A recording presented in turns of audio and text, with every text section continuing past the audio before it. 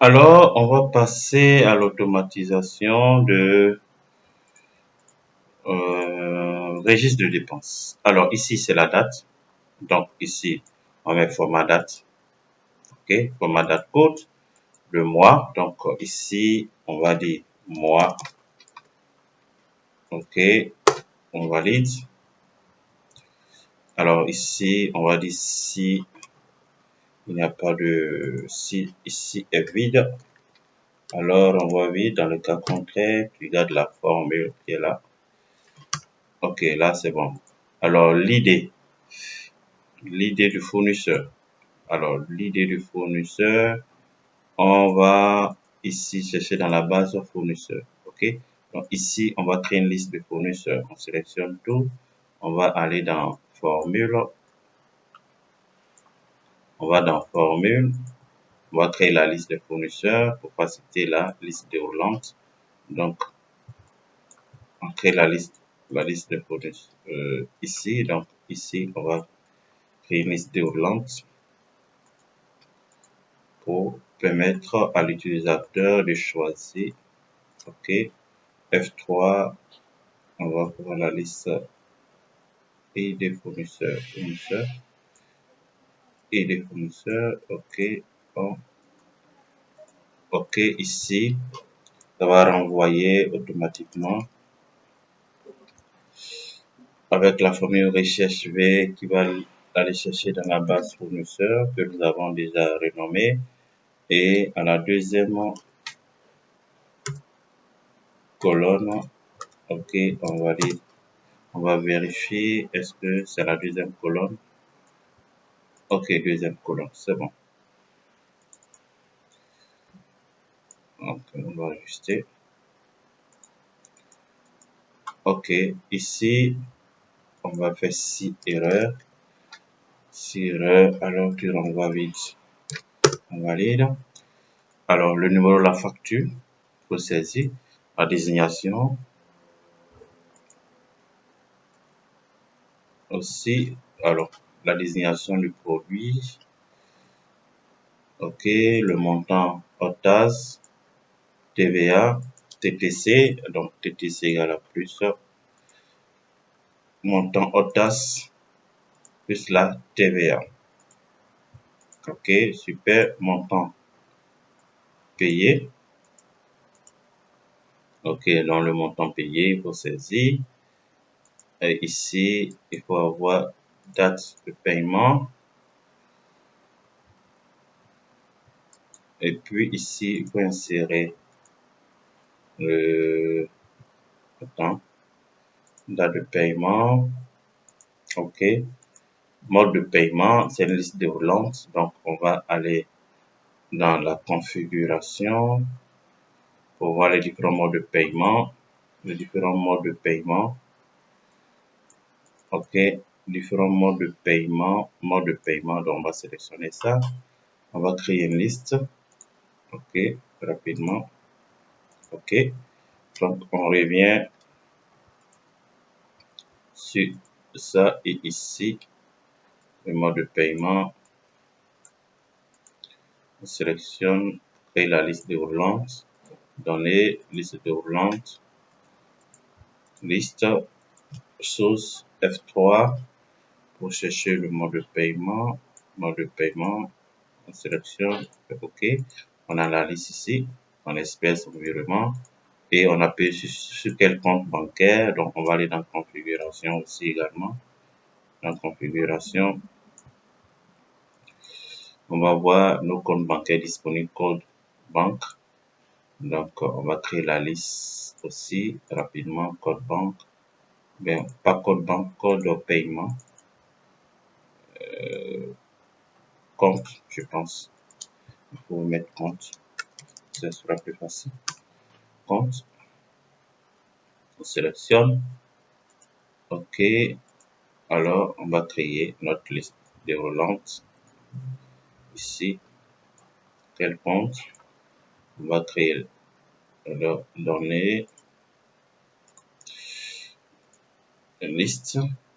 F3 pour afficher le compte. OK. Et ici, on appuie sur le compte Wafa, ou ainsi de suite. OK. Et ici, le numéro de facture, on va dire 002, le bien qu'on a acheté.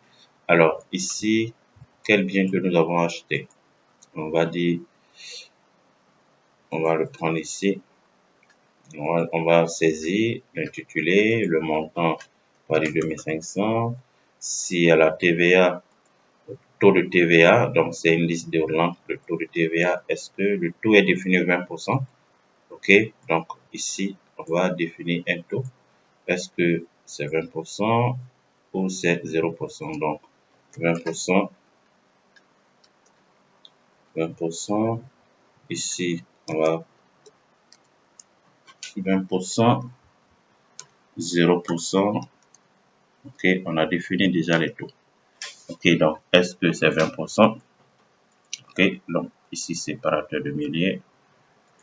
Également, séparateur de milliers ici. OK, donc, on va insérer montant TVA. Montant TVA. OK, donc, ici, ça va faire, attention, annuler la liste de déroulante. Annuler tout. OK, donc, ici, on va dire égal à hors taxe multiplié par le taux de TVA.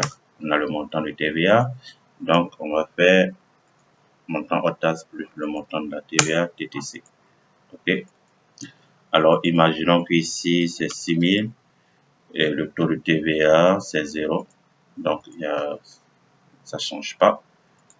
OK. Alors, le montant payé, est-ce qu'on veut faire un achat, est-ce que c'est 250 000, on a payé la totalité ou bien on a payé juste une partie. La date de paiement, c'est une date, donc on va format date coûte. OK. Après maintenant, on a payé en espèces. OK. Ainsi de suite. Et on remplit. Après maintenant, on va suivre les fournisseurs, le suivi des fournisseurs. Donc ça, c'est paramétré déjà. Donc on va faire le suivi des fournisseurs. Ici, fournisseurs. Parce que il y a d'abord le montant initial, montant total facturé TTC, montant payé et le solde à payer. OK? Et le statut. OK? Donc, on a déjà ici. C'est bon. OK, super. Donc, c'est déjà paramétré. On a la liste des déroulante, les mois qui vont s'afficher. OK, la liste des. OK, cette formule, c'est automatique. Le numéro de facture, désignation, la nature de l'opération. Ici, OK, super. Ici, les produits. Donc, on va faire la liste déroulante des produits parce que c'est une base de produits. La base des produits. Il faut définir les produits ici. Donc, on va prendre désignation. Désignation. OK. Donc, on va créer la liste de désignation et automatiquement, on pourra aussi gérer cette liste. Donc, on va définir formule, sélection, non, validation des données, liste, F3, désignation est là, OK. Donc, on sélectionne le produit. Ça, c'est important. OK. Sélectionne le produit. OK, super.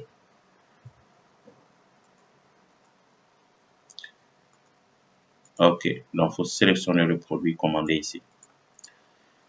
Après maintenant, l'idée, alors il faut insérer aussi l'idée du produit, c'est important aussi. Donc, on va sélectionner l'idée du produit ici.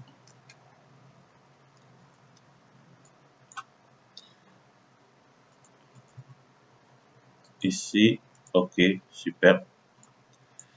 Donc, en fonction de l'idée du produit, ça va renvoyer donc la liste idée du produit aussi. On va créer une liste de Hollande, idée produit. Donc, on sélectionne tout ça. Ok, donc on va créer également une liste pour faciliter la liste de Hollande.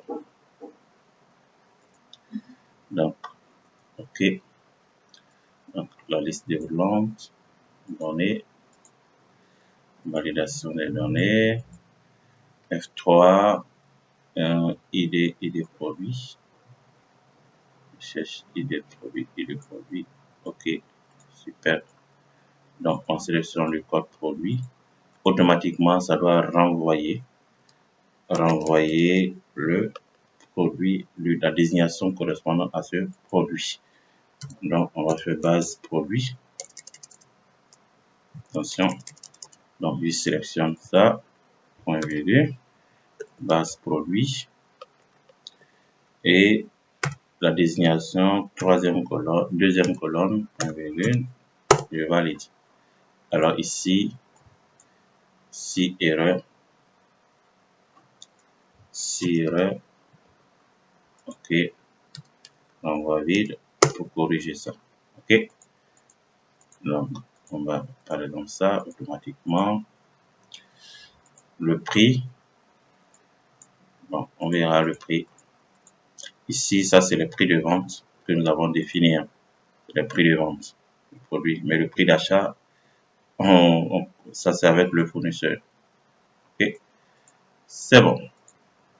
Donc, voici le travail qui est fait.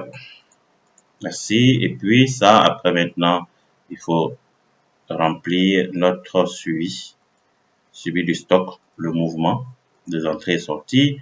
Automatiquement, on a le suivi du stock. Donc, le suivi du stock, il faut le remplir avec les commandes achat, registre, dépenses. Il faut le remplir ici. Quand il y a la facturation, il faut mettre à jour notre suivi de mouvement et le suivi du stock va se mettre à jour également. On verra ça dans la manière d'utilisation. Ok, on a fini avec le registre des dépenses. On va faire le suivi des fournisseurs. Fournisseurs, facturés, évoqués, solde et les alertes, le statut. Ok, merci.